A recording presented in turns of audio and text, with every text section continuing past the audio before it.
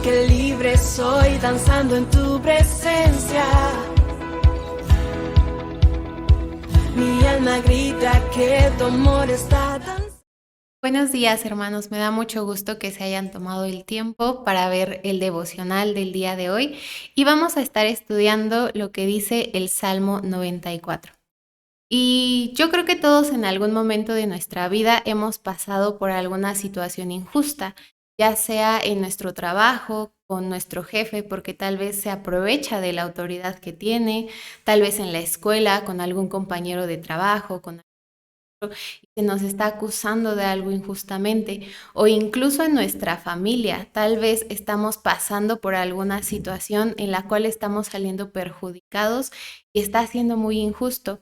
Mientras estemos en este mundo, todos vamos a pasar por situaciones, pero es importante que aprendamos a depender.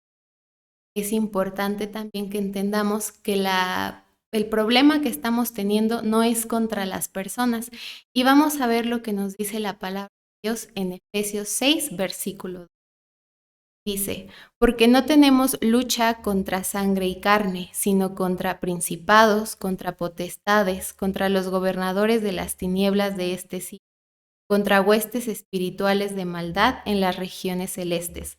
Como les digo, nuestro enemigo no es nuestro jefe, no es nuestro amigo que nos traicionó o no es ese familiar que nos está lastimando. Nuestro enemigo es el diablo que está usando a todas esas personas para tratar de destruirnos. Pero vamos a analizar lo que nos dice el Salmo.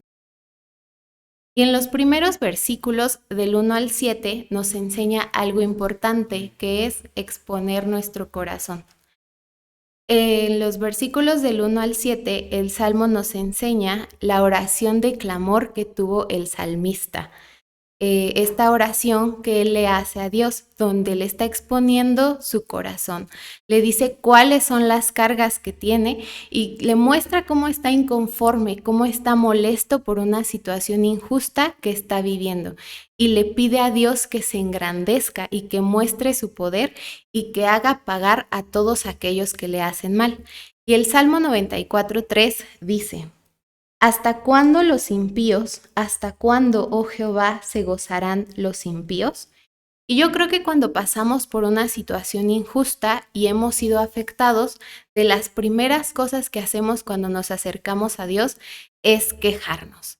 Le vamos a decir, ¿hasta cuándo vas a dejar que en mi trabajo me traten mal? ¿Hasta cuándo vas a dejar que cierta persona esté haciéndome cosas malas? ¿Hasta cuándo vas a permitir que sigan pensando que fue mi culpa cuando no fui yo? Muchas veces hacemos eso, le decimos a Dios muchos ¿hasta cuándo? Pero no tenemos solamente que quejarnos con Dios. Está bien que nos acerquemos a exponerle cómo nos sentimos. Dios ya lo sabe, pero también quiere escucharnos. Pero también otra cosa que nos enseña en el Salmo 94 es que tenemos que pedir por los necios.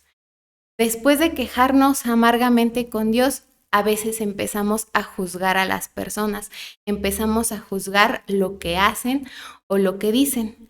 Y lo que vemos en los versículos del 8 al 11 es que habla de los necios, de los engreídos y vanidosos.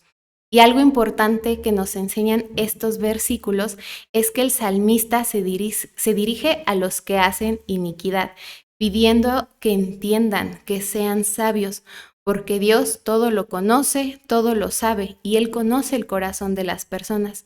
Y el Salmo 94:8 nos dice: Entended, necios del pueblo, y vosotros fatúos, ¿cuándo seréis sabios? A nosotros no nos corresponde juzgar las acciones de la otra persona, o no nos corresponde decir si actuaron o dijeron las cosas de forma correcta, inclusive si nosotros estamos saliendo afectados. Es importante que nosotros le pidamos a Dios que le dé sabiduría a todas esas personas. ¿Por qué? Porque como les digo, no son las personas las que nos están dañando. Quien nos está dañando es el enemigo que está usando a las personas. Por eso es importante que intercedamos por ellas, que le pidamos a Dios que les dé sabiduría para que ellos puedan entender lo que están haciendo bien o mal. Pero a nosotros no nos corresponde juzgarlos. Otro punto importante que aprendemos en el Salmo 94 es que hay que recordar que somos bienaventurados. El versículo 12 nos dice: Bienaventurado el hombre a quien tú, Jehová, corriges y en tu ley lo instruyes. Ese hombre bienaventurado somos tú y yo. Nosotros somos esas personas que tienen el privilegio de ser corregidas por Dios, de ser instruidas en su palabra. El ser bienaventurado significa que podemos gozar de una felicidad plena en Dios. Y si Él nos da esa felicidad plena, ¿qué sigue para nosotros? Y este es el último punto. Sigue que la justicia proviene de Dios. Y en los versículos del 13 al 23 nos dicen que al ser bienaventurados vamos a poder descansar en los días de aflicción, porque en Dios está nuestra confianza y nosotros podemos estar seguros que el Señor no nos va a dejar y no nos va a abandonar, sino que en todo momento Él va a estar a nuestro lado. Y el Salmo 94, 22 y 23 dice: Pero el Señor es mi refugio. Mi Dios es la roca que me defiende. El Señor hará que los malvados sean destruidos por su propia maldad. Nuestro Dios los destruirá. Y si alguien comete alguna injusticia en contra nuestra, no lo tomemos personal.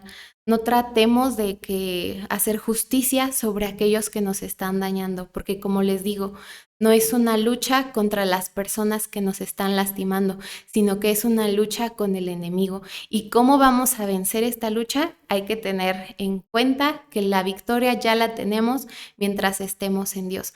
Pero ¿qué nos corresponde a nosotros? Estar orando por todas aquellas personas que nos han lastimado, y en su momento Dios hará justicia. Dios no te va a dejar caer, Dios no te va a dejar en esa situación. Tienes el favor de Dios porque Él está de tu lado. Y pues esto fue lo que Dios habló a mi vida, que fue de bendición para mí, y espero que también haya sido de bendición para tu vida. Dios te bendiga. La luz que brilla aquí disipa las tinieblas. Son los hijos de Dios que hoy se manifiestan.